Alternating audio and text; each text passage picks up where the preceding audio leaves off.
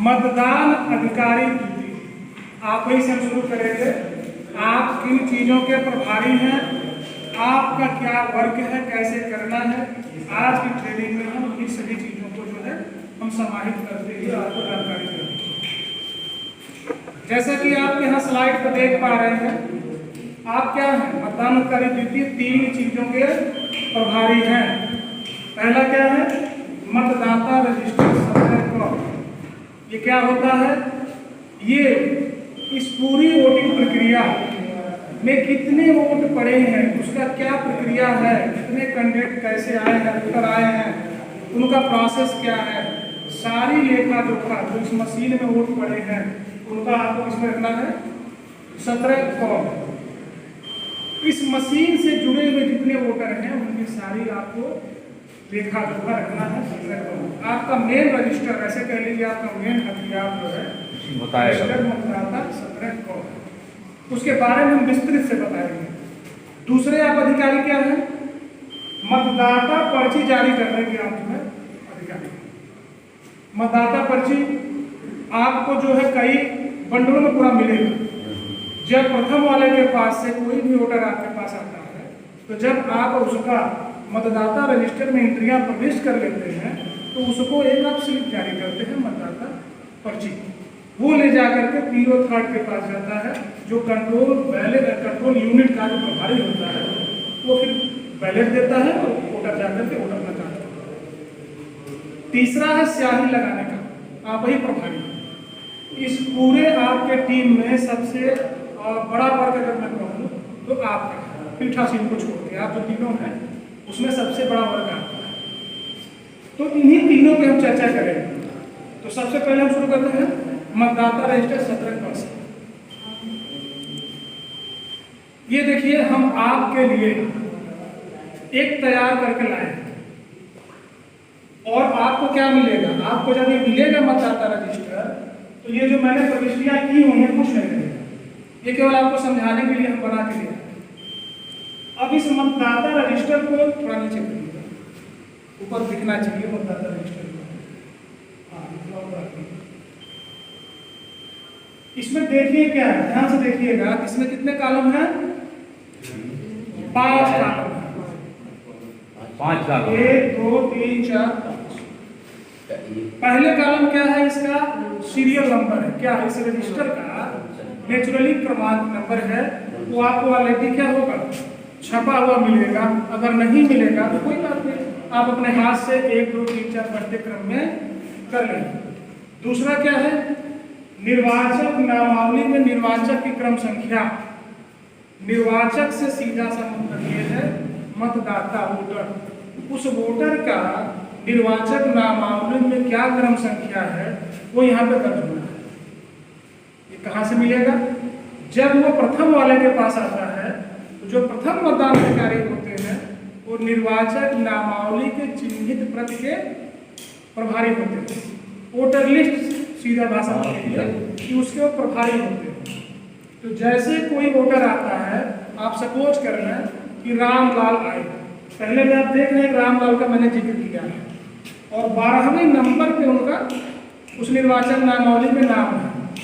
तो प्रथम वाले क्या करते हैं, थोड़ी जोर की आवाज में बोलते हैं 12 रामलाल, वो 2 लोगों को सुनाते हैं।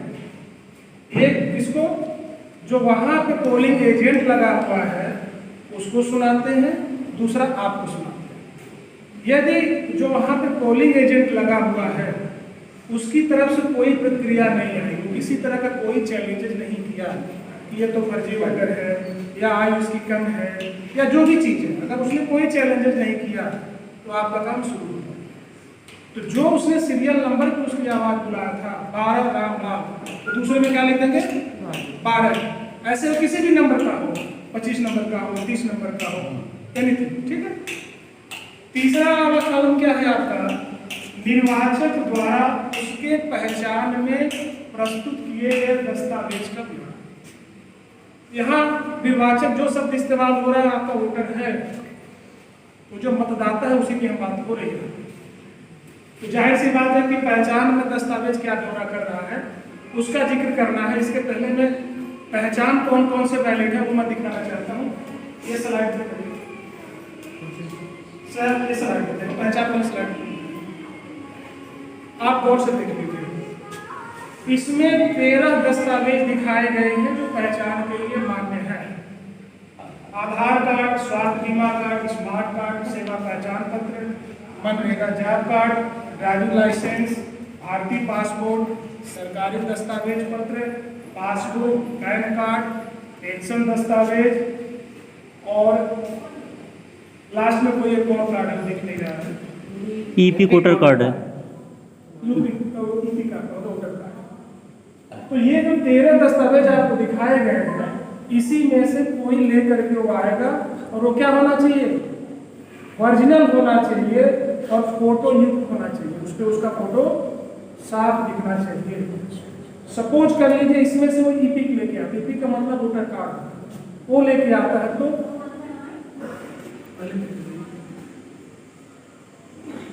तो तीसरे के कॉलम में क्या लिखा गया है देखिए, हमने लिखा है ईपिक, EPIC ईपिक और बाद में आप कुछ अंक लिखे हुए हैं।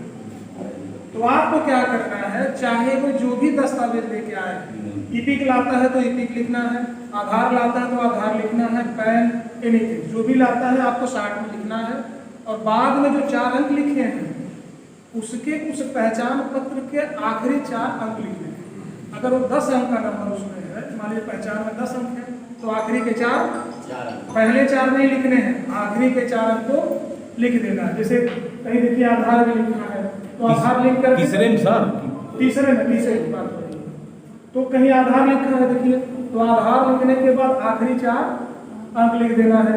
कहीं पैन कार्ड भी होगा, पैन लिखना है, आखिरी 4 अंक लिख देना है।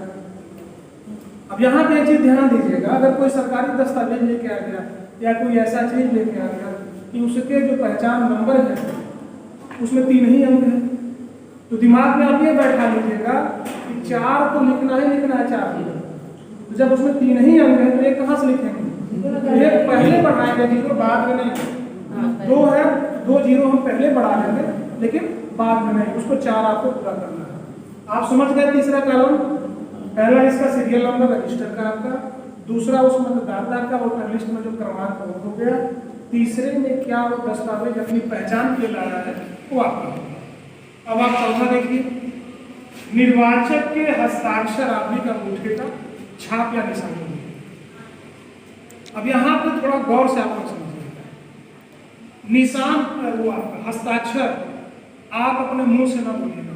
कोई भी वोटर आता है अगर वो पढ़ा लिखा है तो उसे क्या कहना है कि आप यहाँ पे पूरा नाम लिखिए, हस्ताक्षर शब्द आप नहीं। मतलब क्यों कह रहा हूं मैं कि उस कॉलम में शॉर्ट सिग्नेचर नहीं चलेगा, सूक्ष्म हस्ताक्षर नहीं चलेगा, इसलिए सिंपल सा है, अगर आप पढ़े लिखे हो तो पूरा नाम लिख दीजिए।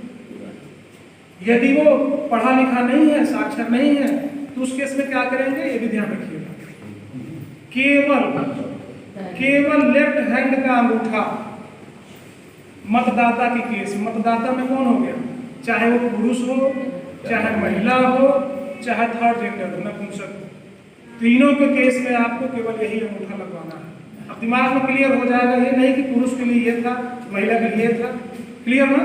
कोई भी आएगा सबके लिए हम क्या करेंगे, हमारा ये अंगूठा क्लियर है।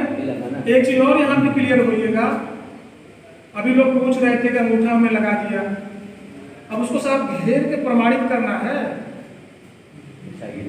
क्या करना है, नहीं, बस आपको अंगूठा लगना। और अगर वो नॉर्मल वोटर है तो देखिए वहीं आपकी प्रविष्टियां पूरी हो गई।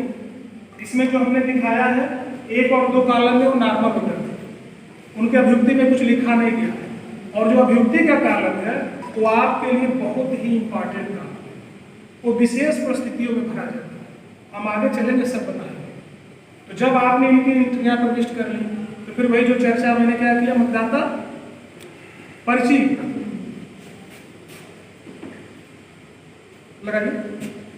ये देखिए इस प्रकार का आपको एक मतदाता पर्ची इशू करना पड़ेगा। जब आपने प्रविष्टियां कर ली उनकी तो इस तरह का, इसमें देखिए 2 चीजें मांग रही हैं। पहले में क्या लिखा है, मतदाताओं के रजिस्टर के स्तंभ 1 के अनुसार सीधी सी बात, 1 नंबर क्या था? रजिस्टर का पहला कॉलम क्या था? नंबर संख्या। उस रजिस्टर का नेचुरल नंबर था। तो किस नंबर पे वो आया था? मान लीजिए 5वें पे आया था, तो क्या लिखेंगे? 5 नंबर। और नीचे क्या लिखा है? निर्वाचक नामावली में यथा प्रविष्ट निर्वाचक की क्रम संख्या। ये कौन सा होगा? दूसरा वाला। दूसरे वाले कॉलम में आपने क्या लिखा था? निर्वाचक की निर्वाचक नामावली में क्रम संख्या। तो सिंपल सी बात है, 2 कॉलम इस्तेमाल करना है, पहला दूसरा। पहले में जिस नंबर पे था उसी के बगल में उसी क्रम संख्या क्या थी, ये दोनों डाल करके आप अपने सिग्नेचर करके उसको दे दें। ये 2 काम हो गए। तीसरा इंक लगाना भी आपको कहीं पर समझ लीजिए, फिर हम आगे बढ़ते हैं।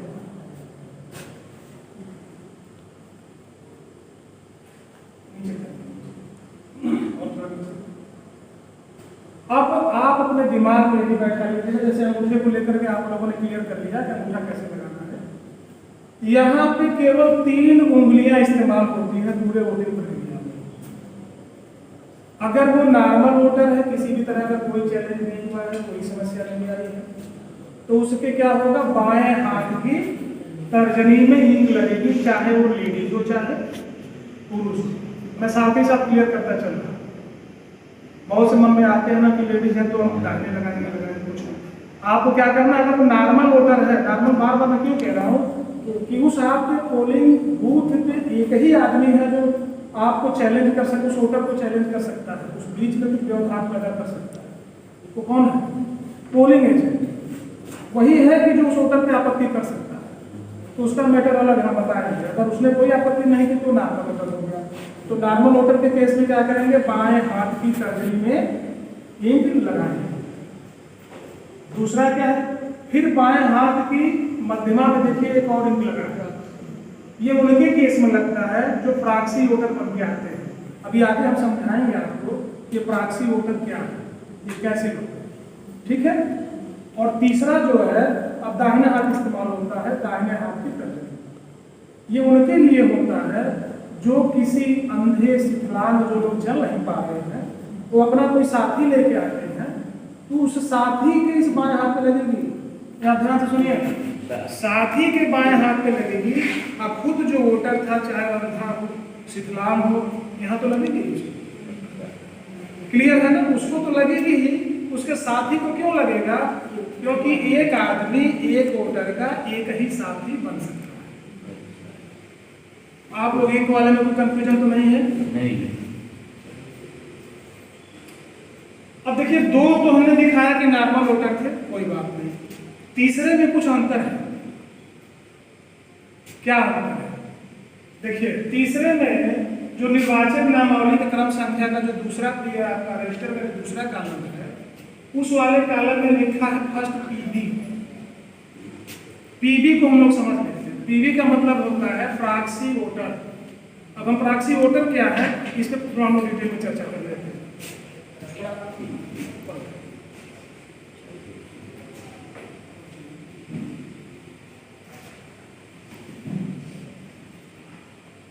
अब हम लोग प्रॉक्सी वोटर की चर्चा करते हैं। आप लोग बहुत लोगों के मन में ये जानने की बात आई है कि प्रॉक्सी वोटर होता क्या है।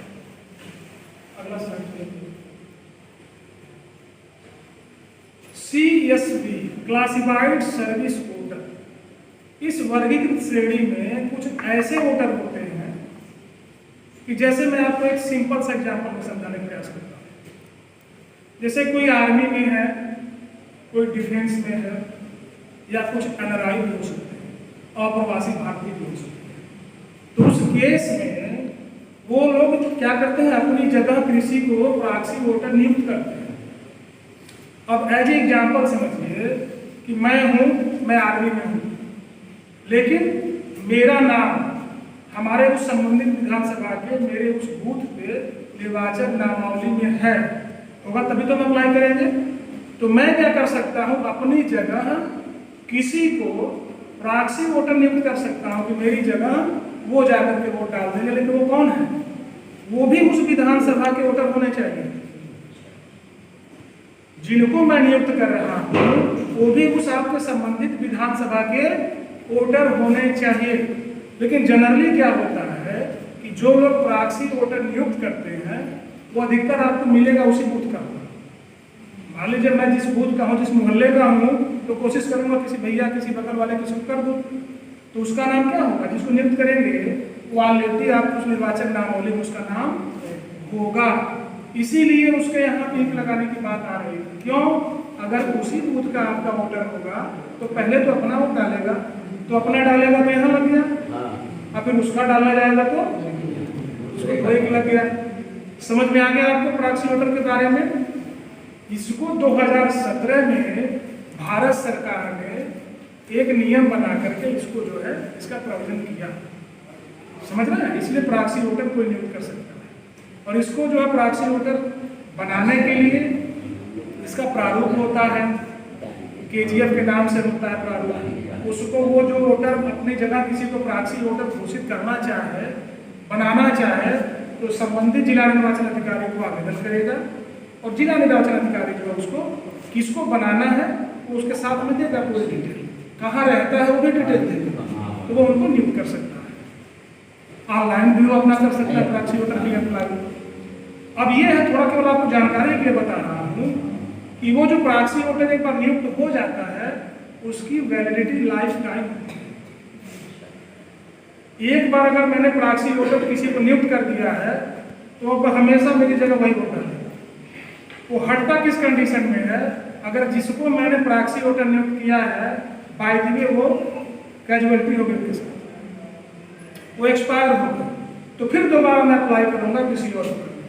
या तो मैं खुद हो सकता हूँ, अपने लिए भी अप्लाई कर सकता हूँ, या उनके लिए भी। या प्रॉक्सी वोटर जो मेन था जिसने अप्लाई किया था उसकी डेथ हो गई, तो ये प्रॉक्सी वोटर की वहीं पे वैलिडिटी खत्म हो जाती है। और ऐसे कितने लोग हैं आपके उस बूथ पे प्रॉक्सी वोटर, उसकी एक सूची आपको उपलब्ध कराई जाएगी। उसमें कोई घबराने की बात नहीं है।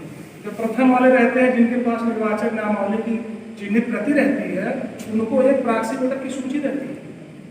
मान लीजिए 5 लोग हैं, 5 लोग हैं, तो ऐसे क्रम से उनका होगा 1 2 3 4 5। क्या अभी मैं प्रॉक्सी वोटर की बात कर रहा हूँ, PV की बात कर रहा हूँ, प्रॉक्सी वोटर।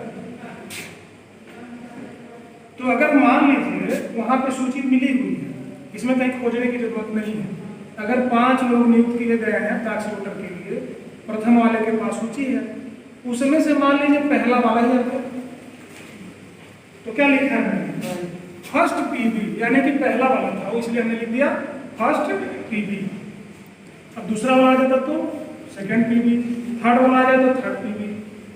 तो प्रॉक्सी वोट और वोटर के बारे में आप लोग समझ लिए? कोई कंफ्यूजन तो नहीं है? इसकी भी सूची आपको वहाँ पे मिलेगी, इसमें कोई दिक्कत नहीं है। और वो भी आपका एक तरह से नॉर्मल वोटर होगा, इसका भी आपका व्यक्तिगत कालम में कोई जिक्र नहीं होगा। अब देखिए चौथे नंबर पे भी कोई राहुल करके आए थे नॉर्मल वोटर। तो नॉर्मल के केस में तो जब आप जैसे वोटिंग करा रहे हैं, जैसे प्रविष्टियां कर रहे हैं, वही चीजें हो रही है। अब हम लोग स्पेशल की बात करें। अब अगले 5वें कॉलम में देखिए अभियुक्ति में लाल पेन से EDC लिखा हुआ, ये स्पेशल केस है। अब EDC को समझने के लिए थोड़ा सा पीछे चलते हैं, आगे चलते हैं।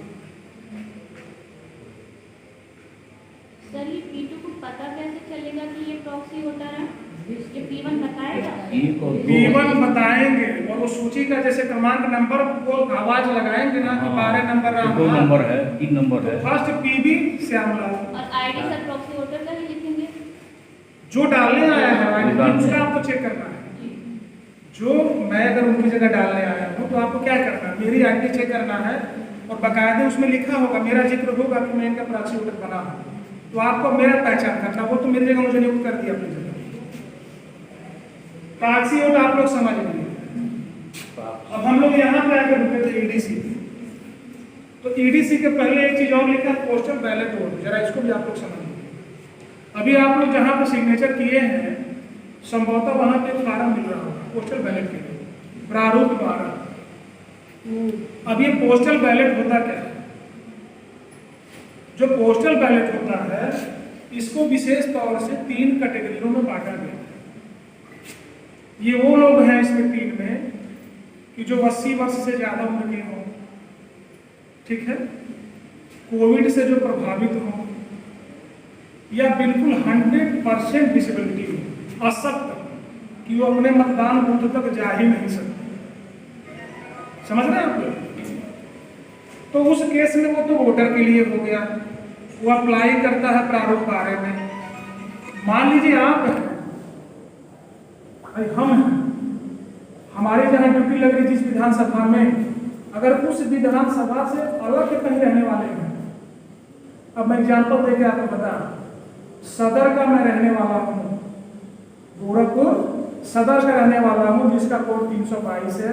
अगर मेरी ड्यूटी लग जाती है खजनी में, विधानसभा चेंज हो गया, तो जहां विधानसभा चेंज हो जाएगा वहां पर हम क्या करेंगे, पोस्टल बैलेट का हम प्रयोग करेंगे। इसके लिए क्या करना कि भाई मैं कर रहा हूँ प्रारूप 12 बना करके आप आज ही आ रहे हैं। अगर आप में से कोई ऐसे लोग हैं जो अन्य जिलों के भी रहने वाले हो, मेरी बात समझिएगा, अन्य जिलों के रहने वाले हो या इस गोरखपुर में विधानसभा अलग हो, तो उनके केस की मैं बात कर रहा हूँ, विधानसभा से अन्यत्र या अन्य जिले में। कि जो आप लोग हो वहीं पे जाकर के प्रारूप 12 लेकर के भर के दे दीजिएगा आज ही। जब अगला प्रशिक्षण आपको होगा उस बीच में आपके पते पे वो पोस्टल बैलेट पहुंचा होगा, तो उसको आप जब पार्टी रवानगी होगी उस समय आकर के आप अपना जिसको भी वोट देना चाहते हैं उसको दे करके आप वहां बॉक्स में डाल। अभी तक मैंने क्या बताया, पोस्टल बैलेट के बारे में। अब ईडीसी में ना, ईडीसी केवल आप लोगों के लिए ही है, जो मतदान कराने के लिए मतदान कार्मिक नियुक्त किए गए हैं, केवल ईडीसी का उपयोग वही कर सकते हैं। पोस्टल में क्या था, मैं भी कर सकता था, मतदाता भी कर सकता था, लेकिन ईडीसी के लिए क्या है, इलेक्शन ड्यूटी सर्टिफिकेट, जिनकी ड्यूटी लगी हुई है केवल उन्हीं के लिए है।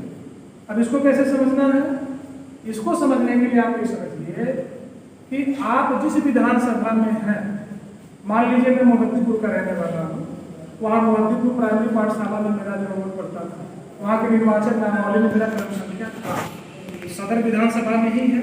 अब मेरी ड्यूटी लग गई है, ये भी सदर में है, विधानसभा आपका एक ही है, विधानसभा तो चेंज हुआ नहीं, केवल हुआ क्या, हमारा बूथ का परिवर्तन हो गया। जिस बूथ में डालते थे अब हम नए बूथ में आ गए, तो उस केस में आप क्या करेंगे, ईडीसी अप्लाई करेंगे। एक विधानसभा के अंदर अगर आपकी ड्यूटी लगती है कहीं पे भी, तो आप ईडीसी अप्लाई करेंगे। और ये कब होता है, जब आपका अगला प्रशिक्षण होगा और जब आपको विधानसभा वाइज जब आपकी ड्यूटी लग जाएगी तो आपको क्लियर हो जाएगा किस विधानसभा में ड्यूटी लगी है। तो उस समय आप प्रारूप 12 तो आपने भरा था पोस्टल के लिए, 12 का भर के आप जिला निर्वाचन अधिकारी को आवेदन करेंगे और 12 में आपको सर्टिफिकेट, उसी सर्टिफिकेट को ले जा करके जहां आपकी ड्यूटी लग रही है, जिस बूथ पे आप हैं, मान लीजिए हम लोग 4 लोग हैं पीठासीन को लेके, अब मैं पीठासीन हूँ, मैंने ईडीसी जारी कराया हुआ, तो मैं भी अपना और क्या करूँगा, इसी प्रक्रिया में डालूंगा। अब थोड़ा सा प्रक्रिया को समझिएगा, अब उस पर आइए। इसको सब करना है, तभी तो मैं आपको बता रहा हूँ, है आप बता रहा हूँ। देखिए ईडीसी वाले ने कुछ बहुत लंबा ही लिखा हुआ है, आप देख पा रहे हैं कुछ लिखा, कितना लंबा लिखा है।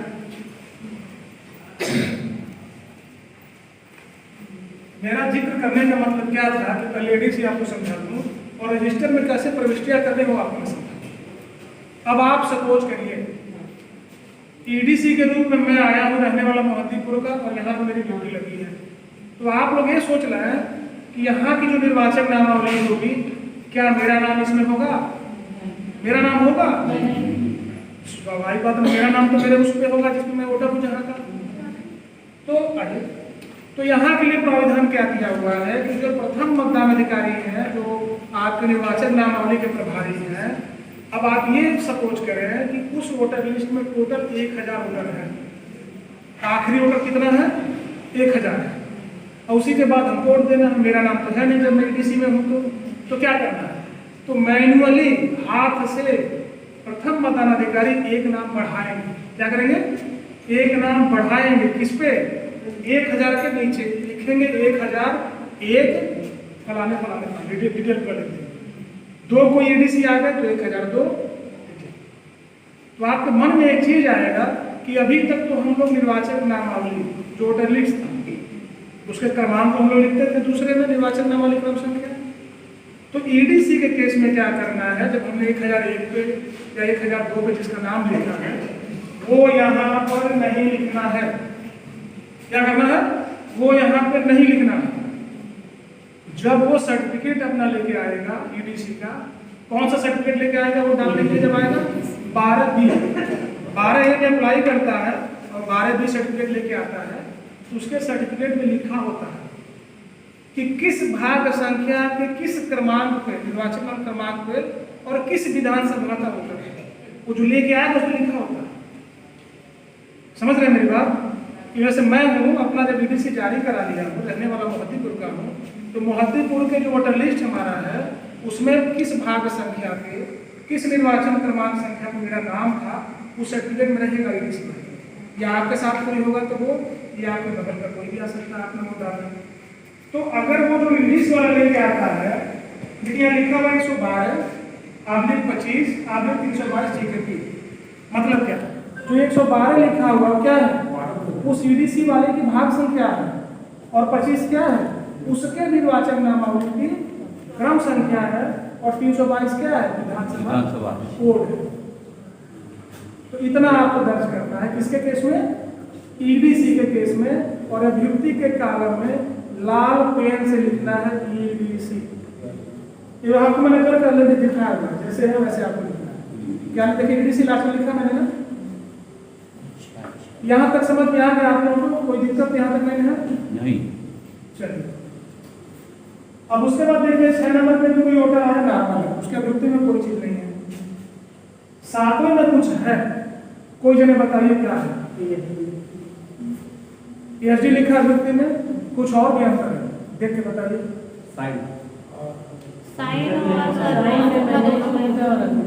पहले हम लोग ESD समझ लेते हैं क्या है। ESD का मतलब होता है एब्सेंट शिफ्टेड डेथ। वो आपका जो निर्वाचन नामावली की चिन्हित तक रहेगी उसमें इसका जिक्र रहता है। मतलब नहीं कहा जाता है कि लोग नाम तो यहाँ रहता है और लिस्ट में रहने वाले बाहर में, तो जब वोटर लिस्ट आपकी संशोधित होती है तो काट दिया जाता है, उसमें डिलीट कर दिया जाता है। कुछ लोग मर गए होते हैं तो उनको ऑलरेडी काट दिया जाता है। तो इनकी भी सूची जो ऐसे तीनों कैटेगरी में है, एब्सेंट शिफ्टेड डेथ, निर्वाचन नामावली के साथ में मिलेगी। क्या होगा, निर्वाचन नामावली के साथ में मिलेगी। किसकी सूची मिलेगी? ASD की सूची मिलेगी। अब मान लीजिए उस सूची में से कोई वोटर आ गया, कोई मरा हुआ वोटर जिंदा हो गया, मैं एग्जाम्पल दे रहा, होता है ऐसा क्योंकि गलती से किसी का पड़ जाता है डेथ में, या किसी को हमने सोचा कि है नहीं एब्सेंट है, वो लेके चला आया और सूची आपको मिली हुई है। तो करना क्या है, अगर इस कैटेगरी का कोई वोटर आता है ASD का, तो प्रथम मतदान अधिकारी थोड़ी और सजगता गहनता से उसका सत्यापन करेंगे। अगर नॉर्मल वे में करते तो थोड़ा सजगता से करेंगे, उसका पहचान कि वाकई में जो आया है ये वास्तविक वोटर है कि नहीं, ESD सूची का। अगर प्रथम मतदान अधिकारी को लग जाता है कि हाँ जो आया हुआ है यार वास्तविक वोटर तो ये है, तब क्या करेंगे, उसको परमिशन देंगे वोट डालने का। तो केवल आपको क्या करना था, 2 ही अंतर करना था। जैसे जिस क्रमांक पे था उसका क्रमांक लिख दिया गया था, जो वो अपना आइडेंटिटी के लिए लाया था उसका पहचान वाला लिख दिया गया था। अब हस्ताक्षर और अंगूठे में थोड़ा अंतर है, उसका दोनों लेना है। दोनों क्या मतलब, अगर वो साक्षर है उससे उसका पूरा नाम लिखवाना है और उससे बाएं हाथ का अंगूठा। अगर वो साक्षर नहीं है तो पहले वाले मेरे लोग बोल लेते साहब हम लोग 2 अंगूठा लगा देंगे। अब 2 का मतलब 2 अंगूठे से नहीं है। अगर वो साक्षर है तो नाम तो लिखवा दिया हमने, अंगूठा भी ले लिया। अगर वो साक्षर नहीं है तो क्या करेंगे, अब ऑप्शन नहीं है, बस एक अंगूठा लगा देंगे और अभियुक्ति कॉलम में ASD तक जितनी प्रक्रिया हमने बताई, अगर किसी के मन में कोई कंफ्यूजन हो तो आप हमसे बेझिझक पूछ सकते हैं, नहीं तो फिर हम आगे। किसी के मन में कोई कंफ्यूजन हो नहीं है, अभी तक जो चीज मैंने बताई उसमें अगर आपसे कहीं भी 19-20 हो जाता है तो आप उसको मैनेज कर सकते हैं, लेकिन अब जो मैं बताने जा रहा हूं इसमें आपसे गलतियां होनी नहीं चाहिए। अब मैं जो बोलने जा रहा हूं, देखिए कुछ कलर कोडिंग और हो गए हैं इस नंबर पे आके 8 पे देखिए 9 पे देखिए उसके नीचे जो आए। अब जो चीज मैं बोलूंगा इसमें गलतियां होनी नहीं चाहिए, क्योंकि इन सब का लेखा जोखा आपके मत पत्र लेखा जब बनता है उसमें जाता है, इसमें आप गलती नहीं करेंगे। अब तक जितनी सावधानी से सुनते आ रहे थे आप, अब आप थोड़ी और सावधानी से आप सुनिए। यहाँ पे 8 नंबर पे देखिए लास्ट में लिखा हुआ 49 को, समझ रहे, उसके नीचे लिखा 49M, फिर उसके नीचे लिखा 49MA। तो पहले हम 49 को समझ लेते हैं 49 को क्या है। अब 49 वो क्या है बड़ा सावधानी समझिएगा, क्योंकि इसकी जिक्र मत पत्र लेखा में किया जाता है। कोई भी वोटर आया, कोई भी मतदाता आया प्रथम वाले के पास, एक बार मैं आपको प्रथम को थोड़ा सा शार्ट में बता दूं, क्योंकि ऐसा हो सकता है कि ड्यूटी के पीरियड के दौरान सेकेंड वाले के साथ वाले कुछ दिक्कत महसूस हो रही है, तो पीठासीन कभी कभी इंटरचेंज भी कर देते हैं। मेरी बात समझ रहे हैं? तो पहले आपकी ड्यूटी प्रथम में भी थोड़ा समझा देता हूँ। जो प्रथम है वो निर्वाचन नामावली की जो चिन्हित प्रति है उसके क्या है प्रभारी होता है। उनका मेन काम होता है, कोई वोटर आता है उनका पहचान स्थापन करते हैं और उसके बाद उसमें मार्किंग करते हैं। वो मार्किंग कैसे होती है? लाल पेंसिल से होती है और जो भी निर्वाचन नामावली में वोटर होगा पूरा बॉक्स में बना होता है, ठीक है, और कोने पे सीरियल होता है। अगर पुरुष मतदाता आता है तो क्या करना है, सत्यापन होने के बाद उस पेंसिल लाल पेंसिल से ऐसे काट देना। क्या करना है? सिंगल लाइन का बॉक्स को काटना है, जो ऐसे बॉक्स है डायगोनल खींचना। मान लीजिए इतने में ही उसकी पूरी डिटेल है और यहाँ पर सीरियल नंबर उसका रहेगा, आपको इसे काट देना एक लाइन में। पुरुष के केस में यदि महिला आ गई तो आपने जो पहला काम किया था काटा था वो तो काटना ही है। आप क्या करेंगे? सीधी ऐसे कैसे तिरछा काट देंगे और जो उसका सीरियल नंबर है महिला के केस में उसको घेर देंगे, ठीक। और तीसरा जो मैंने बात किया था थर्ड जेंडर नपुंसक के केस में, यहाँ पे 300 से ज़्यादा वोटर है, उसमें क्या करना है, जो ये बॉक्स है आपको डबल क्रॉस कर देना है। सीरियल नंबर को घेरना नहीं है, बस क्या करना है पूरे का निशान है। उनकी यही ड्यूटी प्रथम की है। और उनका क्या होता है, एक सादे कागज पे डिटेल बना लेते हैं, एक पेज को क्या करते हैं कुछ ऐसे 3 लाइन से बना लेंगे, यहाँ पुरुष लिख देंगे, महिला यहाँ थर्ड जेंडर। पुरुष वाले में कुछ नंबरिंग कर लेते हैं, मान लीजिए 100 तक कर लिए, सेकंड वाले में 100 तक कर लिए, थर्ड में कर लिए। वो इसलिए करते हैं कि बीच बीच में कोई आता है तो अचानक पूछ पड़ता है कितने पुरुष हुए कितने महिला, टोटल लिस्ट में तो खोजते रह जाएंगे बेचारे। तो जो ये मैनुअली उन्होंने बनाया है तो जैसे एक पुरुष आया तो पुरुष वाले में टिक कर देते हैं अपने जानकारी के लिए, महिला में टिक कर लेते हैं और थर्ड जेंडर में, तो उनको पता रहता है किस नंबर तक पुरुष आया है, कितनी महिला, कितना थर्ड जेंडर, तो वो चीज़ वो करते हैं। ये उनकी ड्यूटी है। ये वो करेगा प्रथम की बात बोल रहा था, अभी तक प्रथम की बात। अब मान लीजिए कोई वोटर आया है, प्रथम वाले ने उसका पहचान स्थापन कर लिया, उनका काम वही है जोर से नाम पुकारना, पहचान करना और जो दस्तावेज दिए उसी के आधार पर करना है। और पहली बार लोगों ने पूछा था कि मतदाता पर्ची भी वोटर लेके आता है, उसमें बाकायदा उसका फोटो भी लगा होता है, तो वो वैलिड नहीं है। उसके साथ अपना जो हमें दस्तावेज दिखाया है वो होना चाहिए, मतदाता पर्ची अलाउ नहीं है। तो जब प्रथम वाले ने पहचान स्थापन कर लिया, आपके पास आया, आपने भी सारी प्रक्रिया कर ली जैसे आपने नाभा वाले के केस में किया था। अभियुक्ति की कालम तो बाद में इस्तेमाल होता है ना, तो आप वहां तक चले गए, उसने गोपाल ने क्या किया, अपना साइन भी कर दिया, अब वोट डालने गया। अब वोटिंग कंपार्टमेंट में जैसे हो जाता है, अब वहां पर उसका हृदय परिवर्तन हो जाता है। अब वो कहता है साहब मैं वोट नहीं, क्या करना है इस केस में? तो थर्ड जो पीओ थर्ड होंगे, जो बगल में रहेंगे, जो कंट्रोल यूनिट के प्रभारी हैं, वो एक बार रिक्वेस्ट कर सकते, कह सकते हैं अरे साहब आपको अगर किसी कैंडिडेट को वोट नहीं देना है तो नोटा कर दीजिए। भाई नोटा का मतलब क्या होता है? कोई कैंडिडेट नहीं, और जितने भी कैंडिडेट डिसाइड हैं आपके बूथ से, अगर मान लीजिए 10 हैं तो नोटा भी शामिल है। पूरे कैंडिडेटों की संख्या नोटा को लेके हुई थी, समझ गए? तो उसको क्या कहना थर्ड वाला कि साहब अगर आपको किसी को नहीं देना है तो नोटा को दे दीजिए। तो कहते हैं मुझे देना ही नहीं है, मैं किसी को नहीं दूंगा। तो आप क्या करेंगे? उसके साथ जबरदस्ती नहीं कर सकते, उसको जाने दीजिए। तो वो वोटर जिसने खुद वोट देने से मना किया 49 को, उसने मना किया, वो है उसका जीत। 49 को रिफ्यूज वोट मतलब उसने मना किया। ये बस दिमाग में रखिएगा वोटर। तो क्या करेंगे? ऐसे कितने लोग हैं आपको अभ्युक्ति काव्य में लिख देंगे 49 को, और लास्ट में आप इसके 42 है। तो दिन भर ऐसे कितने लोग हैं कि जो खुद से मना करके चले गए, उसकी आपको डिटेल बनानी होती है और मतपत्र लेखा में माइनस करना पड़ता है। तो 49 को आप लोग समझ गए? ये उसके केस में है कि जब वोटर खुद मना कर रहा है। ये बस ध्यान रखिएगा, वो तो मतलब उसने मना कर दिया। किसने? वोटर ने। और नीचे देखिए 49 है। अब 49 क्या है वो तो हम लोग समझ लिए। मान लीजिए कोई वोटर आता है, पहचान सत्यापन हो गई, सेकंड वाले के पास आया, आपके पास रजिस्टर आपने उसको दिया, उसका क्रमांक आपने लिख लिया, उसके पहचान के दस्ते का ब्यौरा आपने लिख लिया। अब आप उससे कहते हैं कि भाई सिग्नेचर करो या अंगूठा लगाओ। तो कहता मैं नहीं लगाऊंगा, मैं नहीं सिग्नेचर करूंगा। तो क्या वो डाल सकता है? वो उसको कतई परमिशन नहीं है। अगर वो अंगूठा नहीं लगवाता है, सिग्नेचर नहीं करता है, तो उसको वोट देने का अधिकार नहीं है।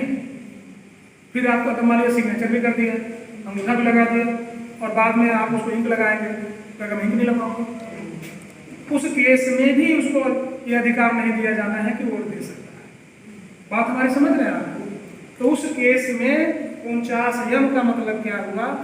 मैंने मना किया। सिंपल मैं आपको बता रहा हूँ, वो उसने मना किया तो यह मैंने मना किया। मैं कौन? आपका प्रिसाइडिंग ऑफिसर पीठासीन। समझ रहे मेरी बात? और उसके बाद अभ्युक्ति कालम में 49 लिख देंगे और नीचे पीठासीन अपना सीधी जमा देंगे। 49 और यह क्लियर हो गया? इन दोनों में कोई कंफ्यूजन नहीं है। और यही दोनों का डिटेल दिन भर कितने लोग ऐसे हैं आपको लिखना पड़ता है। तो देखिए मैंने कुछ कलर कोडिंग किया होगा। 49 को कोई जरूरी नहीं है आपको हरा से करना है। करने का मतलब ये हुआ कि ये जो दो कैटेगरी है इसको कोई इंक अपना डिसाइड कर लीजिए। जैसे मान लीजिए हम उसको हरे मान लिए वो को, तो बाद में आपको रजिस्टर खोल के आसानी से मिल जाए। ऐसे तो 5 कलर से आपने देख लिया। अब 49 वाले अगर आपने नीला से कर दिया, ऐसे 3 लोग। मेरी बात समझ रहे हैं? और जो लाल वाला वो तो हाईलाइटर है, इसको हम बताएंगे देखना पूरी लाल लाइन है, तो लाल वाला भी गिना जाएगा। लेकिन मेरा एक व्यक्तिगत सुझाव होगा कि जब ऐसे 3 ही केस के हमको ज़्यादा इंपॉर्टेंस रखना है, तो फिर आपको थोड़ा सा कागज बना एक जगह लिख दीजिए 49 वो 49 में। तो अगर एक केस आपने यहाँ दर्ज किया तो एक यहाँ लिख दीजिए, एक इसमें किया इसमें लिख दीजिए, ताकि आपको रजिस्टर पलट के ना देखना। और ये जो दोनों हैं, तीनों हैं, ये तीनों की डिटेल मतपत्र लेखा में जाता है। अगर आपने जरा सा भी गलती कर दी तो एक की गलती करने से पूरी टीम जो है आपकी बदनाम हो जाएगी। जब ये काउंट मैच नहीं करेगा तो आपने गलत वोटिंग कराई, आपने पूरी ईमानदारी से कराई, लेकिन आपने अकाउंट गड़बड़ कर दिया, यानी कि आपकी पूरी पोलिंग पार्टी बेकार है। तो 2 चीज़ आप समझ गए 49 और 49। अब सबसे इंपॉर्टेंट वाला जो है आपका 49 MA है, इसको हम समझते हैं। 49 MA क्या होता है? इसको सिंपल सा समझिएगा। इसको हम लोग कहते हैं टेस्ट कोड। इसको क्या बोलते हैं? Test code. नियम 49 MA, परीक्षण मत, हिंदी में बोलते हैं परीक्षण मत। जब टेस्ट का मतलब क्या होता है कि हम टेस्ट करने के लिए डालते हैं, समझ रही हैं? और ये कब होता है, क्रिएट कैसे होता है? अब इसको मैं एग्जाम्पल से बताता हूँ, आप लोग समझिए। कोई भी वोटर आता है, फिर मैं बात कर रहा हूँ, नॉर्मल प्रविष्टियाँ अपना कराते हुए वोटिंग कंपार्टमेंट में चला जाता है। अब जैसे देखिए यहाँ भी यशवंत आए थे, 320 नंबर पे थे, डीएल लेके आए थे, चले गए, अपना उन्होंने वोट डाला।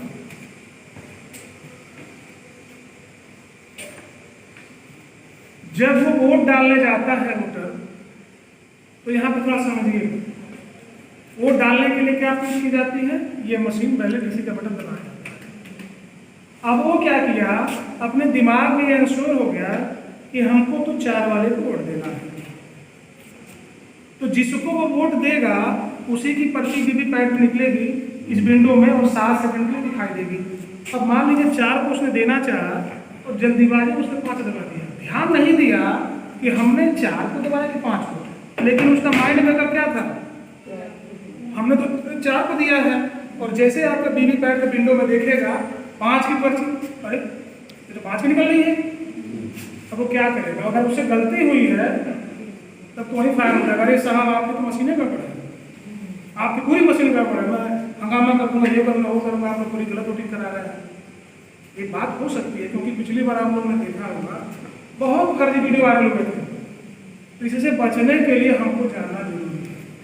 अब चाहे उससे गलती हुई है, समझ रहे हैं, या वो जानबूझ के कर रहा है या वास्तविक ऐसा हो रहा है, तो उस वोटर का निदान कराना आपके लिए बहुत आवश्यक है।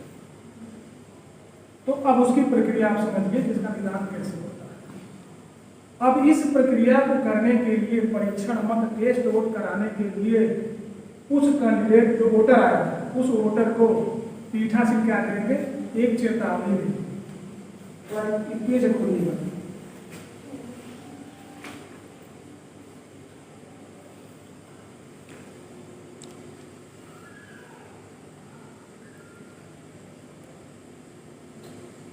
उस चेतावनी में क्या है, आईपीसी की धारा 177 के तहत बहुत ही कठोर दंड दिया गया है। तो जो पीठासीन अभी मैं आपको दिखा रहा हूँ, तो पीठासीन क्या करेंगे, उस वोटर को कहेंगे कि देखिए हम आपको वोट डालने के लिए परमिशन तो फिर देंगे, उसके बाद लेकिन पहले उसको समझाएंगे। जैसे मैंने आपको बताया कि हो सकता है आपसे गलती हुई, आपने गलत बटन दबा दिया, तो कहता है नहीं साहब मैं तो अपनी बात पे सही हूँ, आपकी मशीन गड़बड़ है। तो सिंपल सा है उसको चेतावनी देंगे कि देखो अगर तुम गलत पाए गए तो आईपीसी की धारा 177 के अंतर्गत 6 मास का मिनिमम सजा और मिनिमम 1000 का जुर्माना या दोनों हो सकता है। तो अगर वो अपने मन से कुछ कर रहा होगा, अपने मन में गलत ख्यालात लाया होगा कि चलिए लोगों को परेशान करता हूँ, तो वो तो 9 to 11 हो जाएगा। और मान लीजिए उसके दिमाग में कुछ चल रहा था और उसने ये लगा कि मैंने सही किया है, तब तो वो अपनी बात बिगड़ जाएगा, नहीं साहब मैं चाहे कुछ भी हो जाएगा, आपकी मशीन गड़बड़ है, मैं सब सजा भुगतने के लिए तैयार। तब आप क्या करेंगे, उस केस में क्या करेंगे, जब वोटर जो है इस बात पे अड़ जाता है कि नहीं मैं वोट मैं चेक करूंगा ही करूंगा, आपकी मशीन गड़बड़ है, तो उस केस में क्या करेंगे, वो आपने जो नियम बता दिया आईपीसी की धारा 177 दंड बता दिया और वो भुगतने के लिए तैयार हो गया, तो उससे एक प्रारूप भरवा लेंगे, उसका नाम है 49MA, जो वहाँ पर मैंने चर्चा की। वो इन्हीं सब चीज़ों को लिख के देता है, उस अपने सर्टिफिकेट में लिखा होता है कि मैं गलत पाया जाता हूँ, तो जो धाराएं हैं वो मुझे। तो जब वो सर्टिफिकेट 49MA भर के आपको दे दिया, फिर आप क्या करेंगे, टेस्ट वोट कराने के लिए आप अनुमति देंगे। उसकी प्रक्रिया कुछ थोड़ी अलग है। अब वहीं चलिए उसमें। अब प्रक्रिया कैसी है, अब आप यहाँ समझिएगा बड़ा सावधानी से। एक बार तो वो गए थे नॉर्मल वोट दे के चले गए, दिए तो किसी पे वोट तो पड़ गया ना उनका, चाहे उन्होंने गलती की हो चाहे जैसा भी किया हो, तो वोट तो कास्ट हो गया। अब दूसरी बार हम लोग क्या कर रहे हैं, अब एक वोट बढ़ाने जा रहे हैं। सिंपल सा समझ लीजिएगा कि अब हम एक वोट बढ़ाने जा रहे हैं। ये बढ़ाया कैसे जाता है, कैलकुलेट कैसे किया जाता है, मैं आपको बताऊँ। अब देखिए 10 नंबर पे वो आए थे, नॉर्मल देके चले गए, तो क्या करेंगे हम कि 11 नंबर पे फिर उनकी एंट्री दोबारा दर्ज करेंगे। मतलब क्या कहने का है, इस रजिस्टर में उनकी एंट्री एक बार हम और करेंगे। क्या करेंगे, उनकी एंट्री एक बार दोबारा करेंगे और वो पूरी लाइन लाल कलर से की जाएगी। अब आप ये समझिए, मान लीजिए 10 पे आए थे, वो डाल दिए, वो आके कंप्लेंट किए और 10 के बाद 2-4 पढ़ गए। ऐसा भी हो सकता है जो प्रक्रिया में उनको आपको बता रहा हूँ, ये बताने में पीठासीन 10 से 15-20 मिनट लग जाए तो आप वोटिंग तो रोकेंगे नहीं। अगर लाइन में कुछ वोटर लगे हैं तो जाने दीजिए।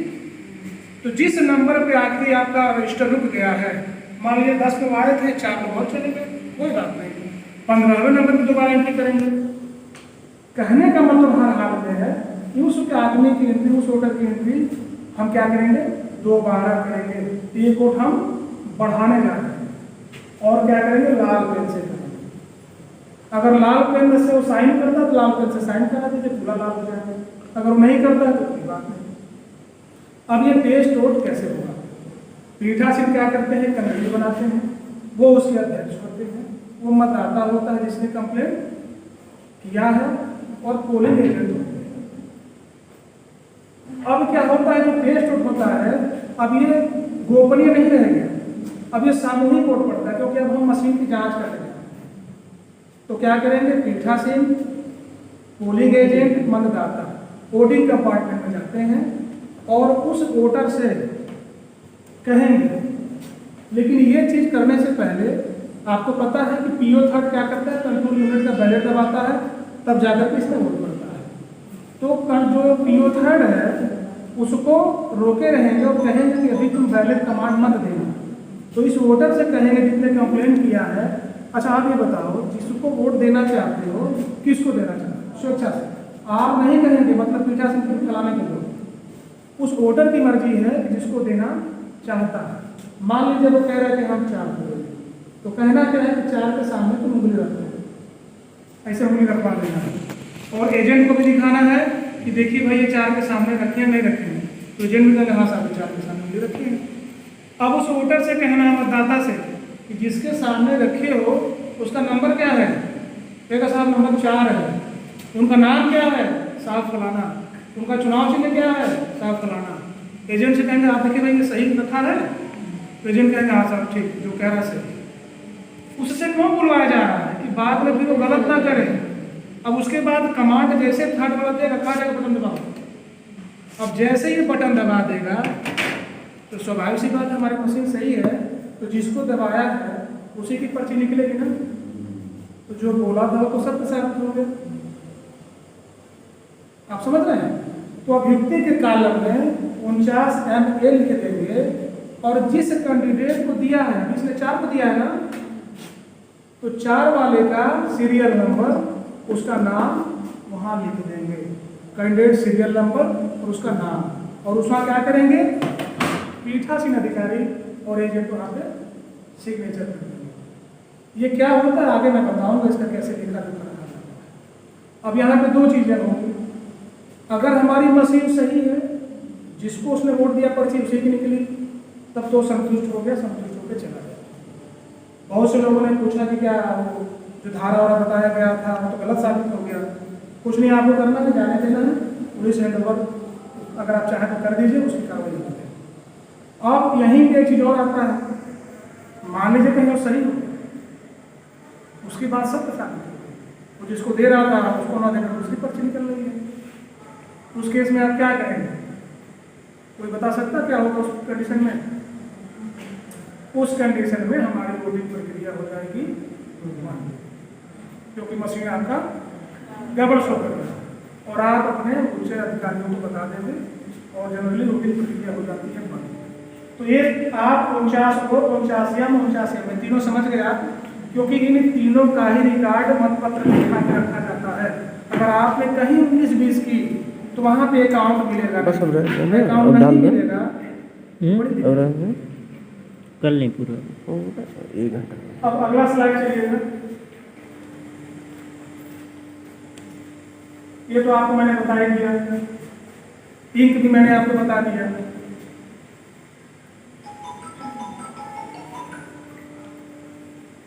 और चलिए आगे चलिए, ये अन्य बिंदु है।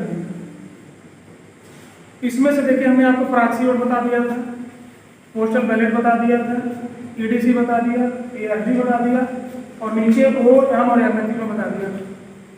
एक बचा क्या है, चैलेंज वोट। जैसा कि मैंने आपको कहा था कि चैलेंजेस जितने भी आने होंगे, चाहे वो कहेगा कि फर्जी मतदाता है, या वो कहेगा कि इसका उम्र कम है, या वो कह सकता है कि जो साथी बन के आए हैं वो सही फर्जी हैं। जितने भी चैलेंजेज आएंगे कौन करेगा? पोलिंग एजेंट ही करेगा। कोई मतदाता आया और जैसे प्रथम वाले ने आवाज लगाया 30 श्याम लाल, तो ऐसे ही पोलिंग एजेंट ने कह दिया साहब वो तो फर्जी होता है, तो उसको वोट हम डालने देंगे, वो तो गलत होगा।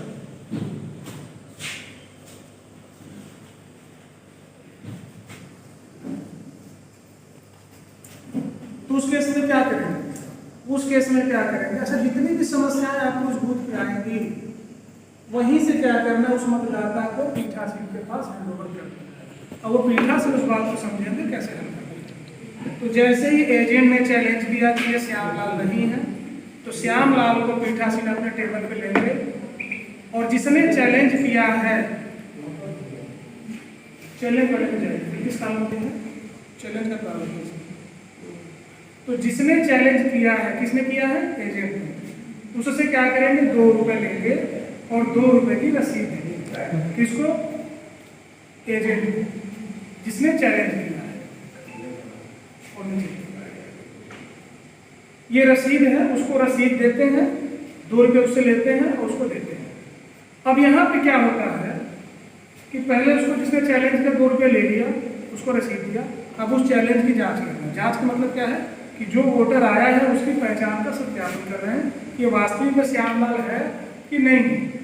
अगर एटलीस्ट पीठासीन को मिल जाता है कि नहीं ये तो वास्तविक श्यामलाल यही है, वास्तविक वोटर हमारा यही है, तो उसको फिर क्या करेंगे? अनुमन्य करेंगे। जिस तरह से सभी लोगों ने वोट डाला है वो भी आपका एक नॉर्मल वोटर हो। क्या हो गया? नॉर्मल वोटर हो गया। फिर आपको अपने रजिस्टर में कुछ करना नहीं है। बात समझ रहे हैं? तो एक नॉर्मल वोटर हो गया, तो सही साबित हो गया। तो जैसे और लोगों ने दिया है वो भी ऐसे ही वोट देगा। और अगर वो सही साबित हो गया, वास्तविक वोटर है, तो जिसने चैलेंज किया था एजेंट, उसकी 2 रुपए जब्त हो जाएंगे क्योंकि वो गलत साबित हो गया। और ऐसे वोटरों का डिटेल पीठासीन बनाते हैं। प्रारूप 14 में वो उनका काम है, वो बात ले आकर के जमा करते हैं। अब यही पे चीज और आती है, हो सकता है वो फर्जी वोटर आया हो सकता है। तो ऐसे केस में अगर पीठासीन को लगता है कि आया हुआ श्यामलाल जो है वास्तविक मतदाता नहीं है, तो क्या करेंगे? इसको जो है वहीं पर तत्काल पुलिस बल को हैंडओवर कर देंगे। तो आप लोग उसमें समझ गए, कोई चीज छूटा नहीं। आपने लगभग जितनी चीजें प्रविष्टियां आप करनी थी आपने समझ लिया। अब एक चीज और बचता है, जाइए उसमें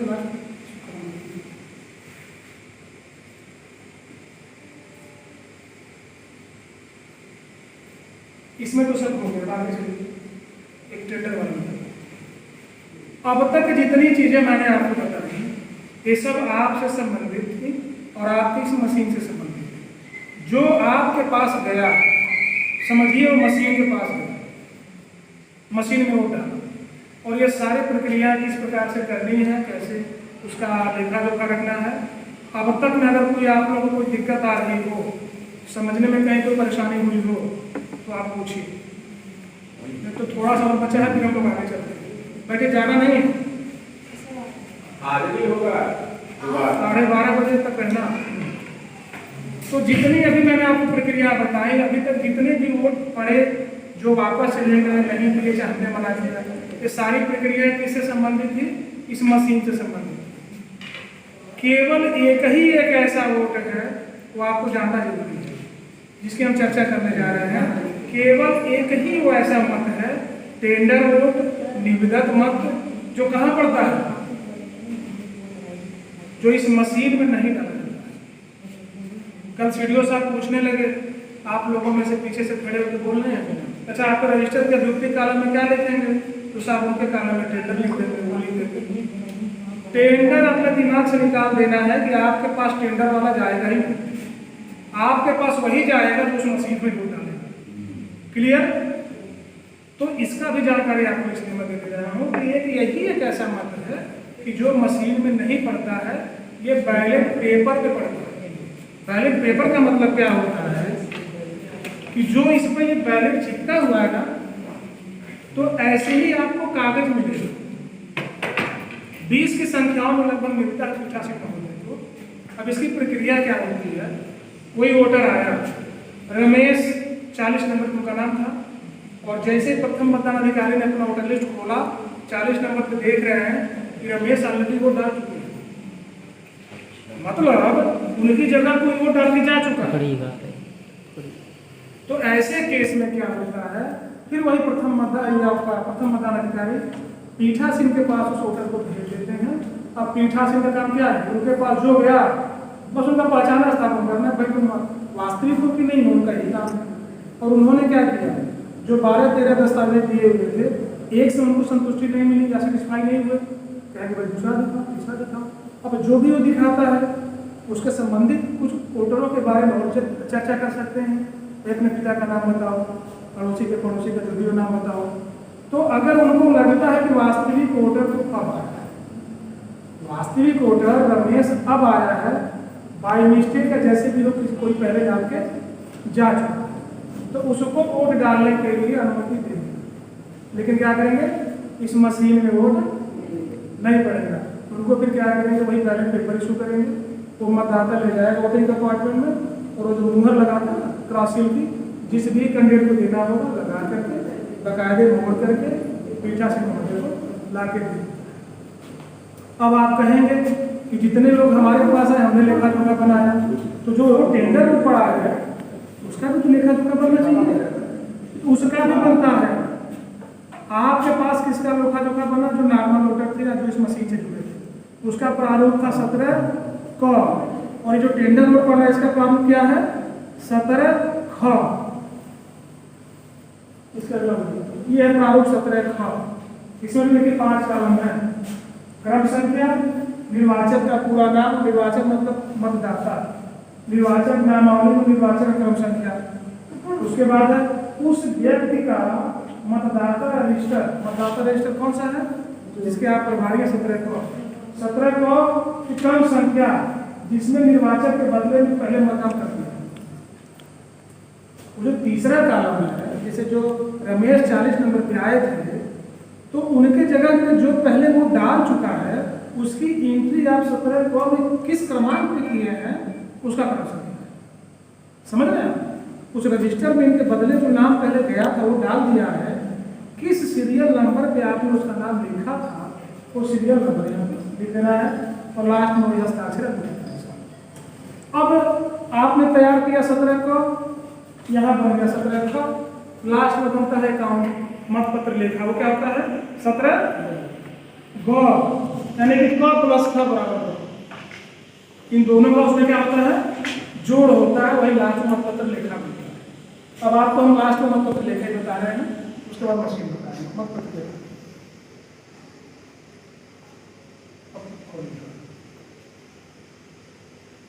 ये समझिए आपकी जो है जब वोटिंग समाप्त हो जाती है, लास्ट में वोटिंग खत्म हो जाती है, तो कंट्रोल यूनिट का जो है क्लोज बटन दबा दिया जाता है, टोटल देख लिया जाता है, डेट को दिखा दिया जाता है कि हाँ अब इस मशीन में वोट पड़ेगा। अब उन पड़े हुए वोटों का लेखा जोखा तैयार करना होता है, और आपका सबसे संवेदनशील काम यही है, क्योंकि यहाँ पे लेके जो कि अगर कहीं से भी आपने कुछ गलत समझ लिख दिया और कहीं अकाउंट टैली नहीं हुआ तो फिर दिक्कत हो जाती है, पूरा समय की नहीं आ जाता है।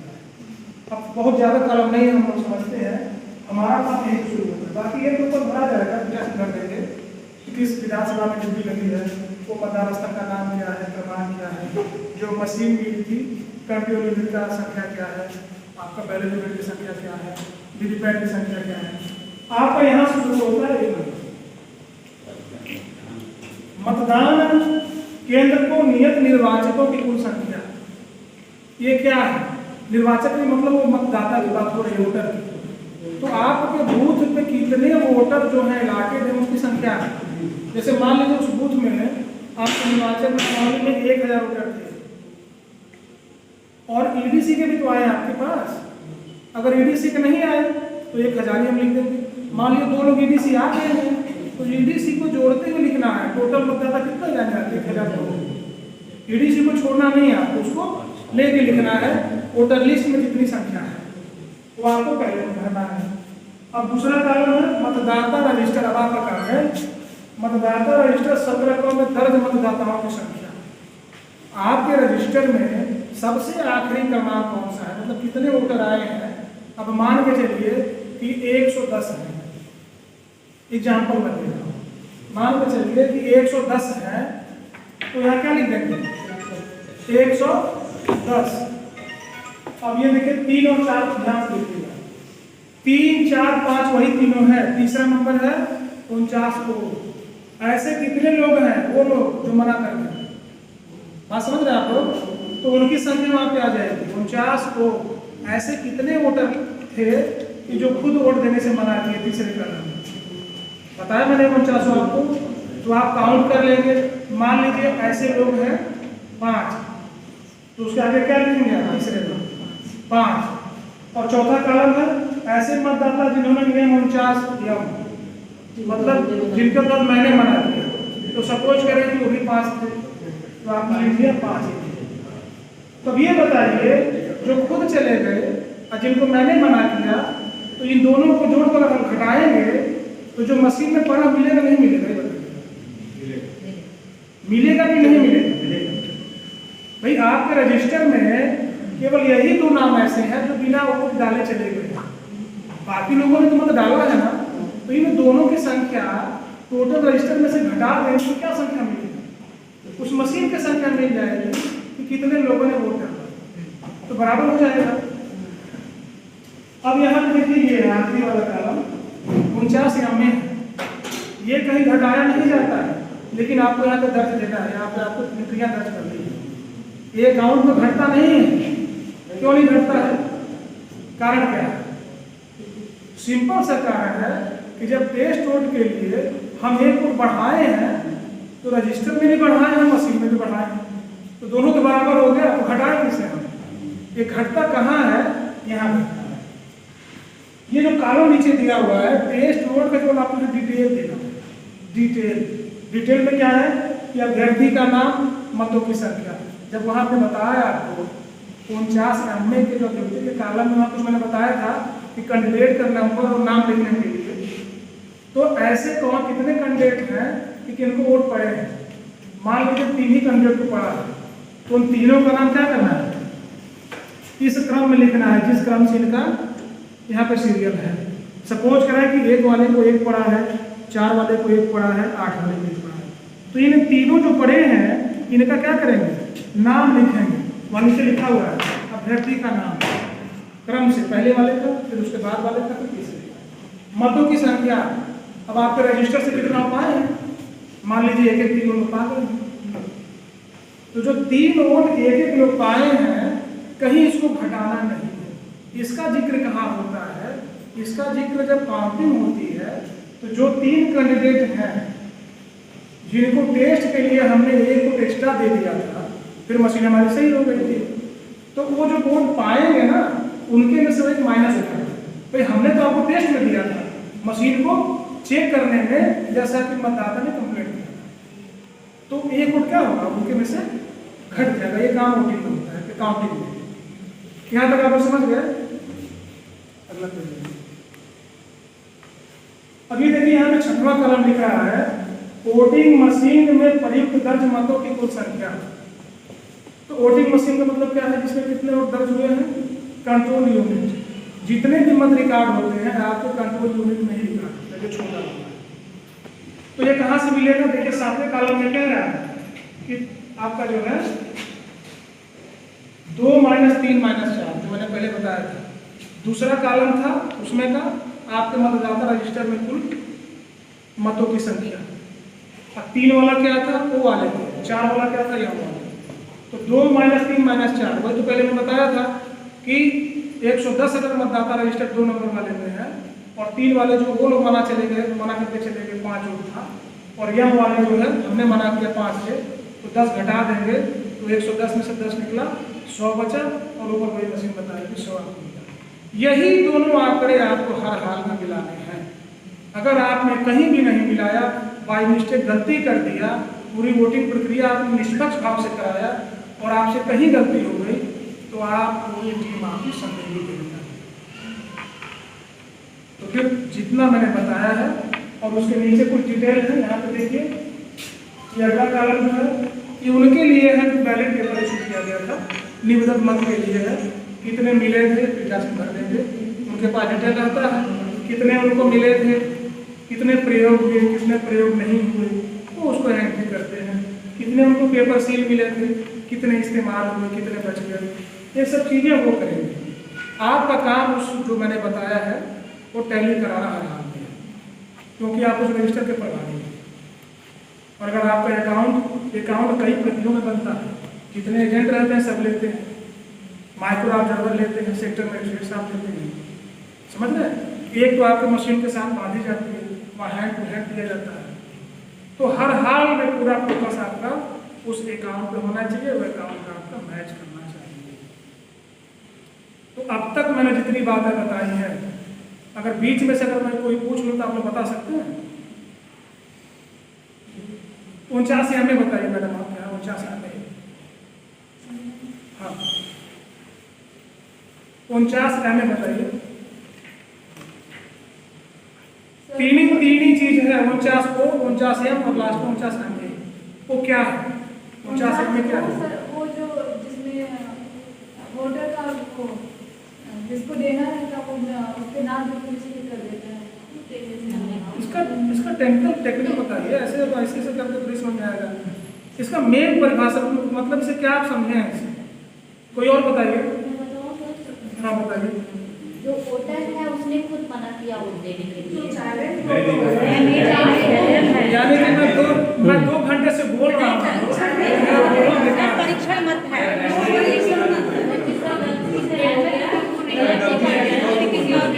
टेस्ट हो गया, टेस्ट हो। सुनिए सिंपल सी बात है, सिंपल सी बात है। तीन ही चीज में मैंने कहा था कि फोकस करिएगा, बाकी ऊपर अगर आपसे बाय मिस्टेक हो जाएगा तो जाने दीजिए, मैंने बोला था इस चीज ना। तीन ही चीज पे फोकस किया था, 49 को, 49 या 49 या ए। अभी बीच में स्टूडियो साहब आते तो मेरा तो सब निकल जाता और मैं 1.5 घंटे से अपना गला तो बस आप लोग नहीं, आप लिख लीजिए कहीं, तीन ही चीज है 49 को जो खुद वोटर ने मना किया वोट देने से, सीधी सी बात है। 49 या जिसको मैंने मना किया, वही तो बताया मैंने। और एमए की मैंने पूछा, एमए में क्या टेस्ट वोट है? नहीं मैंने 49 वो बताया था, एमए को मैंने ध्यान नहीं दिया, एमए तो वो जो टेस्ट वोट होगा वो होगा। बस सिंपल सी बात है, ये टेस्ट वोट है। अगर इतना ही आप लोग ध्यान रखें कि ये जो टेस्ट वोट पड़े हैं वो है 49 एमए परीक्षण मत। बस इसको कैसे किया जाता है आपने जान ही लिया, कितना पढ़ाया जाता है और किस कैंडिडेट को गया है मत पत्र लिखना डिटेल रखी जाती है। तो यही तीनों चीज़ों को स्टूडेंट से पूछते हैं। अभी और कुछ पूछूंगा आपको नहीं बता पाएंगे, चलिए कोई बात नहीं, बहुत बहुत धन्यवाद। लेकिन आप लोग जो है अभी मशीन के बारे में सर लोग बताएंगे, क्योंकि 12:30 बजे पहले तो जाना नहीं, इसलिए मैंने ज़्यादातर सोचा कि मैं अपनी ही आवाज़ से आप लोगों को बताऊँ। लेकिन वो यूट्यूब वाले पे जाकर मेरा जरूर सब्सक्राइब कर लीजिएगा, और मैं बहुत अच्छा वीडियो उसको डालता रहता हूँ।